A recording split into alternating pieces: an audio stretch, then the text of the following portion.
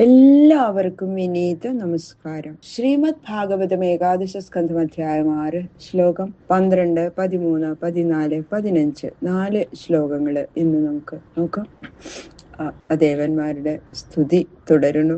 ഓം നമോ ഭഗവതേ വാസുദേവായ കൃഷ്ണായ വാസുദേവായ ഹരയേ പരമാത്മനെ പ്രണതക്ലേശനാശായ ഗോവിന്ദായ നമോ നമഃ. ഓം നമോ ഭഗവതേ വാസുദേവായ.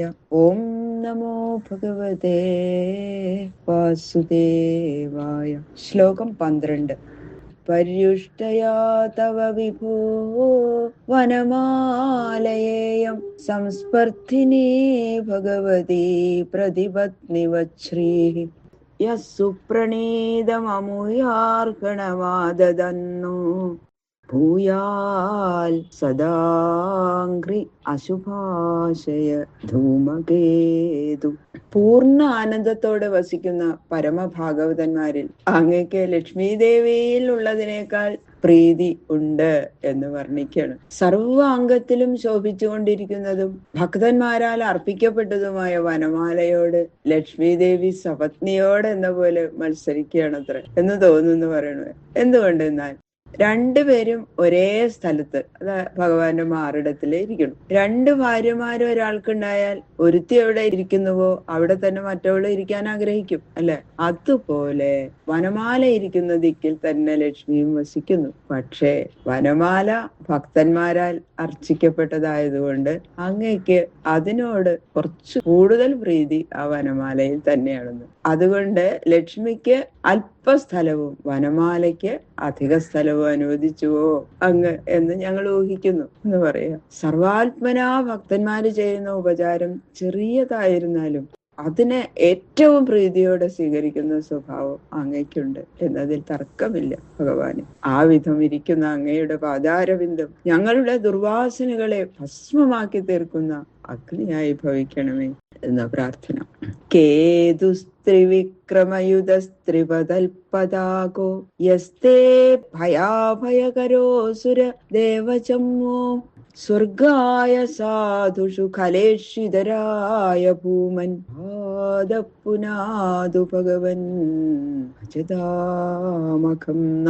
യാതൊരു പാദം ഓരോരോ അടിയാൽ ഓരോരോ ലോകത്തെ സംഗ്രഹിക്കുന്നതായ 3 അടികളോട് കൂടിയതായി രണ്ടാമത്തെ അടിയിൽ സത്യലോകം പ്രാപിച്ചിട്ട് വിജയധ്വജം പോലെ ഉയർന്നുയർന്ന് 3 ലോകത്തിലും ഒഴുകിക്കൊണ്ടിരിക്കുന്ന ഗംഗയാകുന്ന കൊടിക്കൂറയോട് കൂടിയതായി അസുര സൈന്യങ്ങൾക്ക് ഭയത്തെയും ദേവസൈന്യങ്ങൾക്ക് അഭയത്തെയും ഉണ്ടാക്കി തീർക്കുന്നതായി, സജ്ജനങ്ങൾക്ക് സ്വർഗത്തെയും ദുഷ്ടന്മാർക്ക് നരകത്തെയും കൊടുക്കുന്നതായി ഭവിക്കുന്നുവോ ആ പാദം ഞങ്ങളുടെ സംസാര ദുഃഖത്തെ ഉണ്ടാക്കി തീർക്കുന്ന രാഗാദി ദോഷങ്ങളെ ഇല്ലാതാക്കി തീർക്കണമേ. മഹാബലിയുടെ പേരിലുള്ള അതിസ്നേഹം കാണിക്കാൻ യാതൊരു പാദം അദ്ദേഹത്തിന്റെ ശിരസിൽ വെച്ചുവോ? ധർമ്മത്തെ ഉല്ലംഘനം ചെയ്യുന്നത് വിരോധിക്കാൻ വേണ്ടി യാതൊരു പാദം അസുരന്മാരെ ശിക്ഷിച്ചുവോ?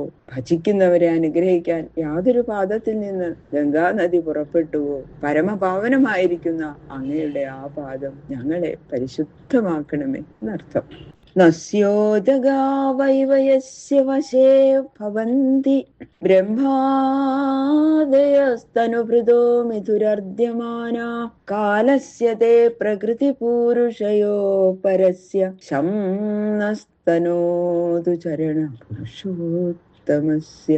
അന്യോന്യം മത്സരിച്ചു കൊണ്ടിരിക്കുന്ന ബ്രഹ്മാദികളായ സകല ദേവന്മാരും മൂക്കുതുളച്ച് കയറിട്ടു പിടിക്കപ്പെട്ടിരിക്കുന്ന കാളകൾ യജമാനന്റെ അധീനത്തിൽ ഇരിക്കുന്നത് പോലെ കാലസ്വരൂപനായും സകലരെയും ഓരോരോ പ്രവൃത്തികളിൽ പ്രവർത്തിപ്പിച്ചുകൊണ്ടും പ്രകൃതിയിൽ നിന്നും പുരുഷനിൽ നിന്നും വിലക്ഷണമായിരിക്കുന്ന അങ്ങയുടെ അധീനത്തിലിരിക്കുന്നു. അവരുടെ ജയമോ പരാജയമോ അങ്ങയെ ആശ്രയിച്ചിരിക്കുന്നതല്ലാതെ അവരൊന്നിനും സ്വതന്ത്രന്മാരല്ല നിശ്ചയം. ഇപ്രകാരം സകലരെയും അവരവരുടെ വിഷയങ്ങളിലേക്ക് പ്രവർത്തിപ്പിച്ചുകൊണ്ടിരിക്കുന്ന പുരുഷോത്തമനായ അങ്ങയുടെ ചരണം ഞങ്ങൾക്ക് ക്ഷേമത്തെ ചെയ്യട്ടെ.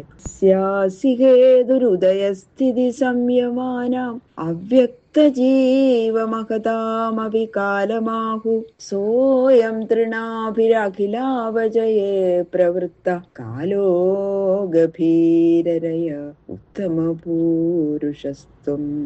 പ്രകൃതി പുരുഷന്മാരിൽ നിന്ന് അതിക്രമിച്ചിരിക്കുന്ന അങ്ങ് കാലസ്വരൂപനാകയാൽ പുരുഷോത്തമൻ എന്ന ശബ്ദം അങ്ങയ്ക്ക് തന്നെയാണ് ഏറ്റവും യോജിച്ചത് എന്നതാണ് പറയണം. ഈ കാണപ്പെടുന്ന ലോകത്തിന്റെ ഉൽപ്പത്തിക്കും രക്ഷയ്ക്കും സംഹാരത്തിനും അങ്ങു തന്നെയാണ് ഹേതു. എന്തുകൊണ്ടെന്നാൽ പ്രകൃതി, ജീവൻ, മഹത്വത്വം ഇവയുടെ നിയന്താവ് അങ്ങ് ആകുന്നു എന്ന് ശ്രുതി ഘോഷിക്കുന്നു. എന്നു തന്നെയല്ല, ചാതുർമാസ്യങ്ങളാകുന്ന 3 നാഭികളോടും തടുക്കാൻ കഴിയാത്ത വേഗത്തോടും സകലത്തെയും നശിപ്പിക്കുന്നതിൽ പ്രവർത്തിച്ചു കൊണ്ടിരിക്കുന്ന കാലസ്വരൂപൻ അങ്ങു തന്നെയാകയാൽ പുരുഷോത്തമൻ എന്ന ശബ്ദം അങ്ങയ്ക്ക് തന്നെ പറ്റുള്ളൂ. മഹതപരം അവ്യക്തം അവ്യക്താൽ പുരുഷപര പുരുഷാന്നപരം കിഞ്ചിൽ സാ കാഷ്ഠ സാ പരാഗതി. മഹത്തത്വത്തെക്കാൾ പ്രധാനമായത് പ്രകൃതി, പ്രകൃതിയേക്കാൾ പ്രധാനമായത് പുരുഷൻ, പുരുഷനേക്കാൾ പ്രധാനമായിട്ട് മറ്റൊന്നും ഇല്ലാത്തത് കൊണ്ട് ആ പുരുഷൻ തന്നെ പരമഗതി സ്ഥാനം. അത് തന്നെ എല്ലാറ്റിന്റെയും അവധി. യസ്മാൽ ക്ഷരമതീതോകം അക്ഷരാദവിജോത്തമ അതോസ്മി ലോകേ വേദേച്ച പ്രഥിത പുരുഷോത്തമ എന്ന് ഭഗവാൻ തന്നെ പറഞ്ഞിരിക്കുന്നു. അതായത് നശ്വരങ്ങളായ ഭൂതങ്ങളിൽ നിന്നും നശിക്കാത്തതായ കൂടസ്ഥനിൽ നിന്നും അതിക്രമിച്ചിരിക്കുന്നതിനാൽ പുരുഷോത്തമ ശബ്ദം ശ്രീ വാസുദേവന് തന്നെയേ യോജിക്കുള്ളൂ എന്ന് അതിന്റെ സാരം. ബാക്കിയുള്ള ശ്ലോകങ്ങള് നാളെ നോക്കാം. സർവത്ര ഗോവിന്ദ നാമ സങ്കീർത്തനം ഗോവിന്ദ ഗോവിന്ദ ഗോവിന്ദ.